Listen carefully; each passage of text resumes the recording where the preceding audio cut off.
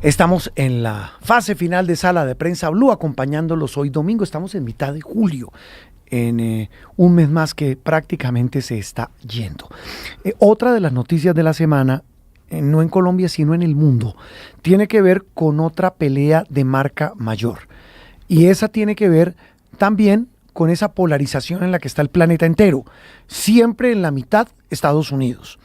El presidente de ese país, Donald Trump, el muy polémico presidente Donald Trump, ahora le emprendió contra uno de los miembros de un bloque económico y de cooperación denominado los BRICS. Este grupo nació en el año 2001, por allá hace más de 24 años, cuando uno de los grandes economistas del mundo, Jimmy O'Neill, se refería a las 4 economías con mayor potencial de crecimiento: Brasil, Rusia, India y China. Estamos hablando de pesos pesados. Pues esta semana el presidente Trump le emprendió contra uno de esos pesos pesados. Ya lo había hecho hace ya meses contra China, pero ahora lo hace contra Brasil, el gigante sudamericano, la 6ª economía del planeta. Pues por temas de su afiliación a este grupo BRICS, lo que dijo el presidente Lula da Silva sobre el poder de este grupo BRICS frente al poder económico y político de Estados Unidos, y también por el juicio al expresidente Jair Bolsonaro, pues se está hablando de una nueva guerra comercial y aranceles. ¿Cómo es la historia, Andreina, y qué dice su invitado sobre este tema? Y en Sala de Prensa Blue llegó el momento de la información internacional y vamos a hablar de los BRICS.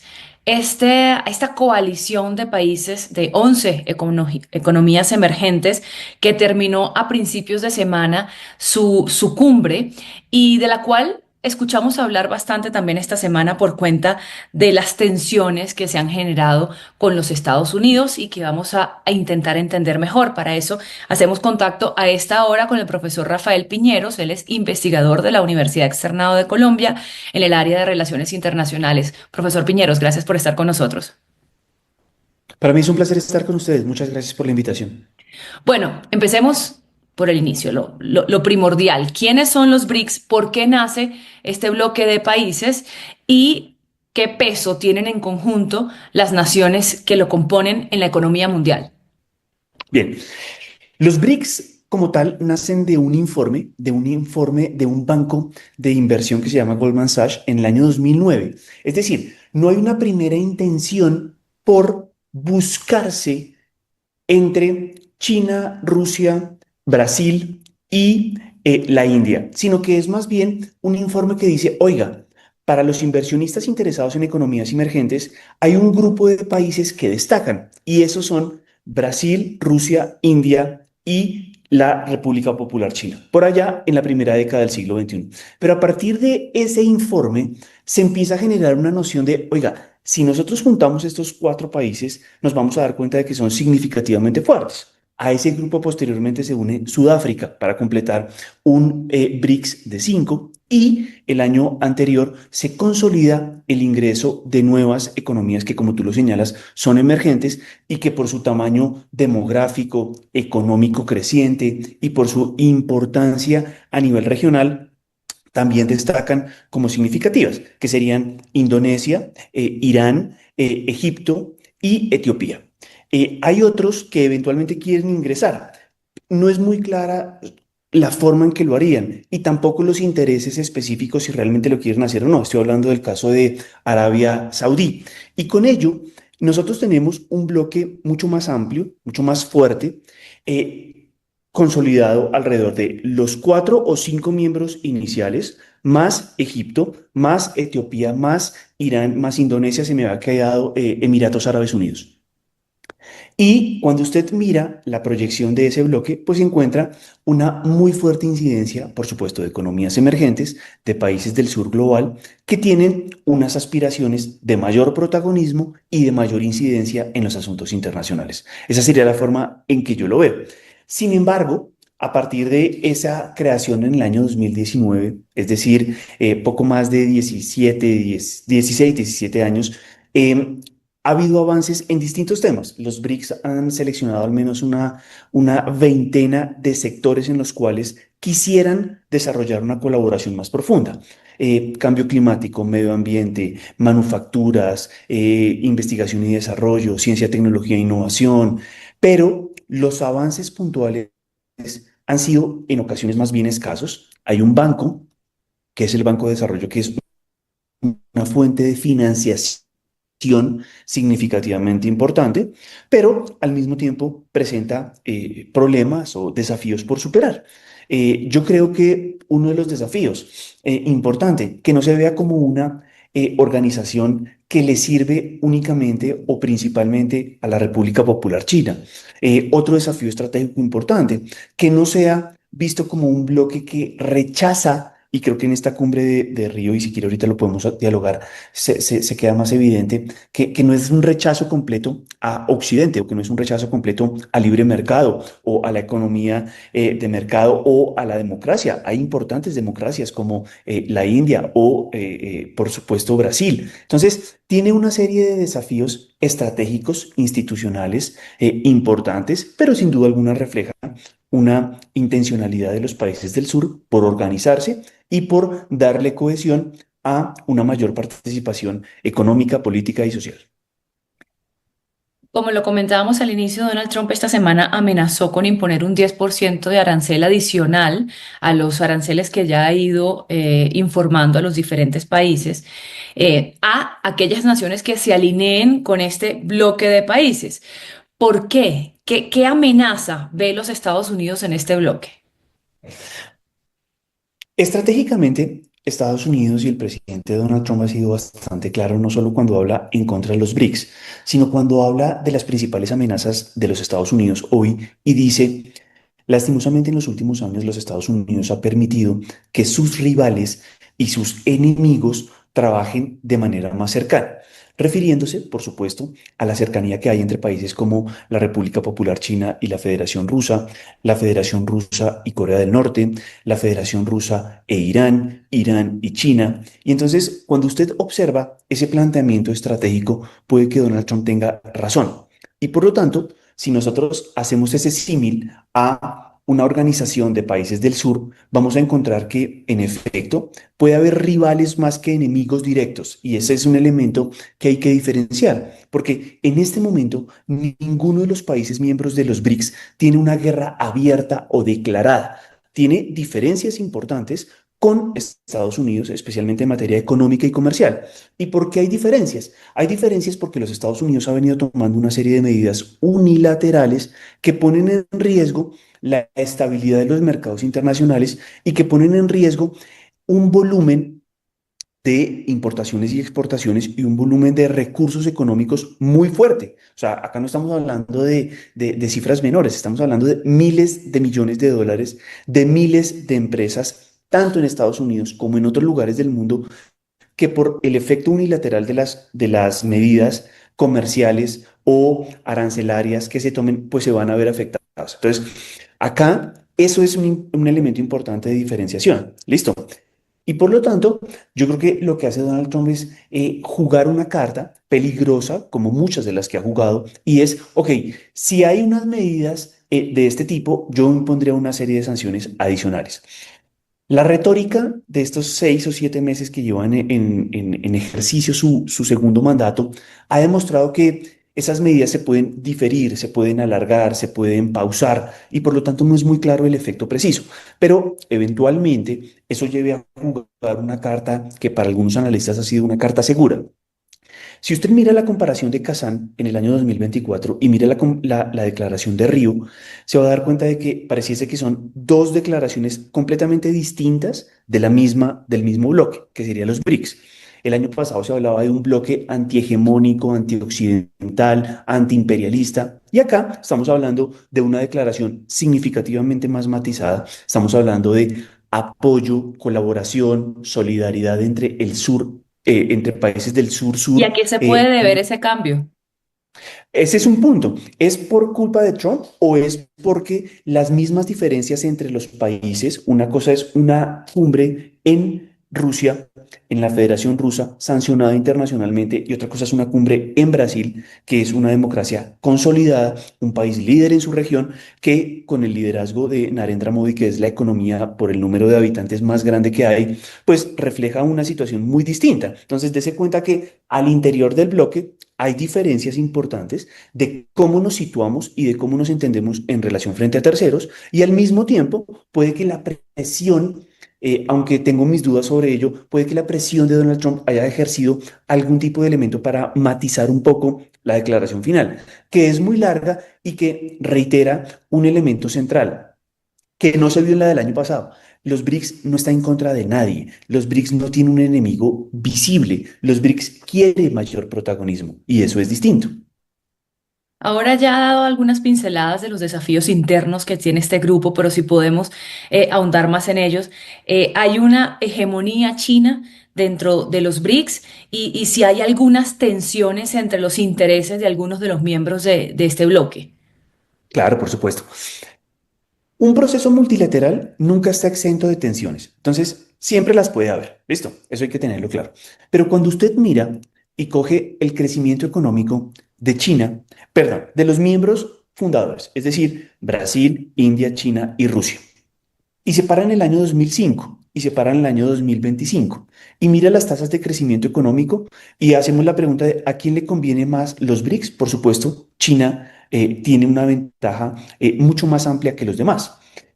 Cuando usted mira la ampliación de mercados, por supuesto, para la República Popular China es mucho más benéfico el participar y la manera en la cual ha ampliado en América Latina, en África, en los últimos 20 años, su participación de mercado es excepcional.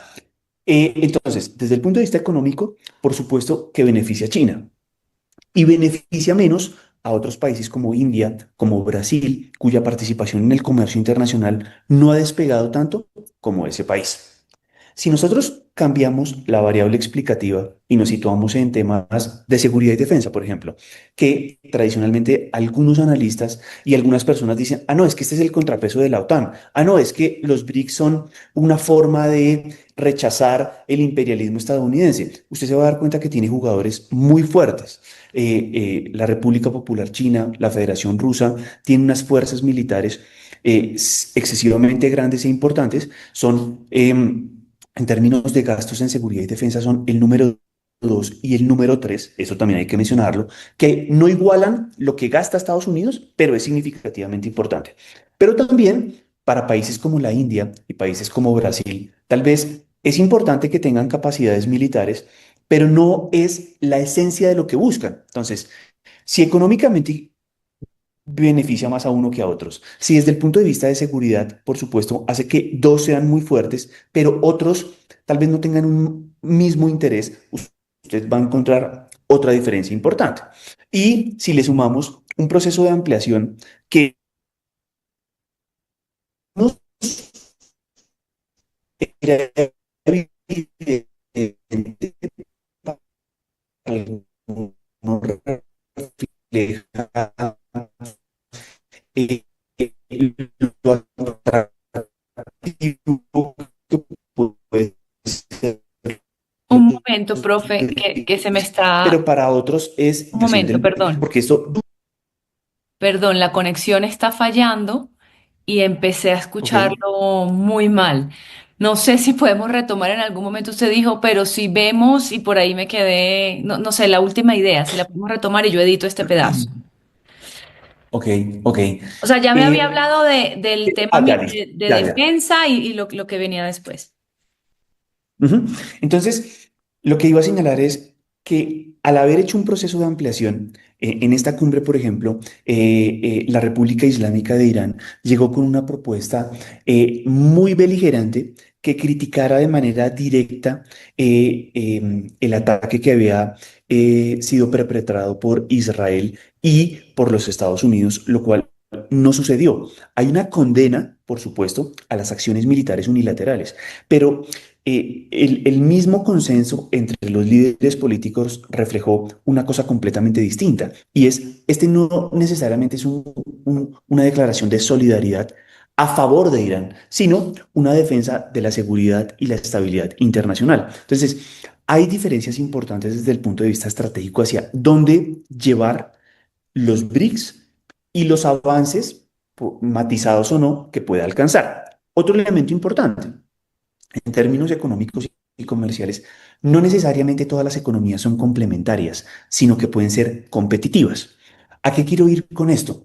Las manufacturas de alto valor agregado de la China, de la India, compiten entre sí y por lo tanto no necesariamente es evidente que los BRICS sea un eje multilateral para el desarrollo de proyectos comunes y colectivos, como ha sucedido en otros bloques como la Unión Europea.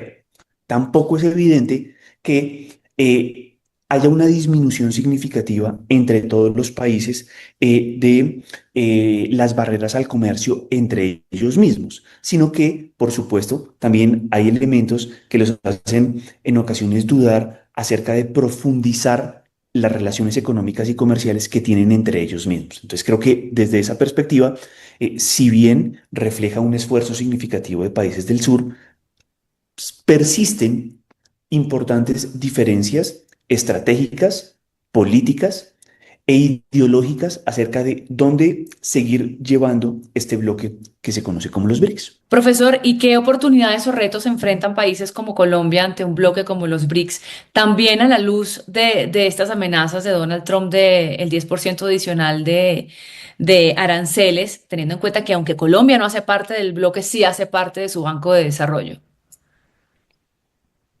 Pragmatismo, jugar seguro y evitar que los BRICS sea visto como un bloque en contra de, es un elemento no solo importante para Colombia, sino para muchas economías emergentes que, si bien tienen reparos a la gobernanza económica y financiera internacional, si bien tienen reparos sobre el sistema comercial internacional, tampoco lo rechazan, porque saben que genera puestos de trabajo a nivel local, que genera crecimiento y exportaciones para sus empresas y que pueden obtener ventajas. Y eso yo creo que le pasa a muchos países emergentes que, si bien observan en los BRICS una oportunidad, también puede ser peligroso. Recordemos que si usted coge los principales aliados económicos y comerciales que tiene Colombia, se da cuenta de que hay un grupo bastante variopinto. Está los Estados Unidos, hay países latinoamericanos, hay países europeos y por lo tanto casarse con un bloque que en ocasiones mira más ideológicamente el sistema internacional puede ser riesgoso y creo que por eso hay que balancear muy bien qué nos puede servir. Ingresar a un banco de desarrollo puede ser positivo, es una opción adicional para proyectos de infraestructura, para grandes inversiones públicas y es simplemente una opción adicional. Colombia no renuncia a participar en el FMI o en otras instituciones como la CAF, etcétera, etcétera, pero al mismo tiempo tiene una línea adicional. Eso puede ser bueno y puede ser malo. ¿Listo? Cuando usted mira los países que participan en ese bloque, se dará cuenta de que incluso varios todavía tienen acuerdos de financiación con instituciones financieras tradicionales como el Banco Mundial o el Fondo Monetario Internacional. Lo que quería señalar es, usualmente cuando un país ejerce la presidencia o el liderazgo, en este caso Brasil, obviamente invitó a algunos países latinoamericanos, estuvo México, estuvo Colombia, estuvo Chile, estuvo Uruguay, y cada uno trata de aprovechar o de sacarle el mayor provecho. En esta coyuntura particular, lastimosamente para Colombia, no había un entorno coyuntural propicio. Estaba a puertas de la renuncia la ex canciller Laura Sarabia, el embajador en Brasil también había renunciado, Guillermo Rivera, porque tiene pretensiones políticas el año entrante. Entonces, de entrada, políticamente, tal vez no se le dio la importancia que debería tenerlo. También la participación del vice ministro de Asuntos Multilaterales pues fue más bien escasa y demuestra que tal vez esta opción no fue. Otros países como México quisieron jugar una carta, pero recordemos que en ese bloque y desde el punto de vista como estratégico a nivel regional, pues México sí le interesa participar, tiene buena relación con los países que están allí, pero al mismo tiempo la cabeza visible latinoamericana es Brasil y no México. Entonces trata de jugar también de una manera muy balanceada. Para Chile y para Uruguay, que son países más pequeños, no reflejaron una intencionalidad por participar más allá, pero en efecto es una forma de mostrar que sobre los temas de la agenda internacional pueden decir algo, pueden participar y que sin duda alguna tienen intención de atender el llamado y no necesariamente de que esto se convierta en un bloque de unos contra otros, porque repito, eso creo que no le funciona a muchos de los que están allí,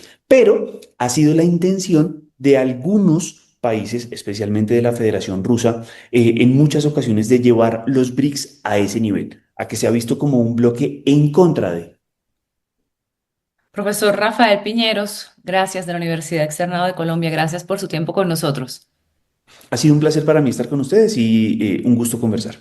Aquí en Sala de Prensa Blue se lo contamos de una manera clara y diferente.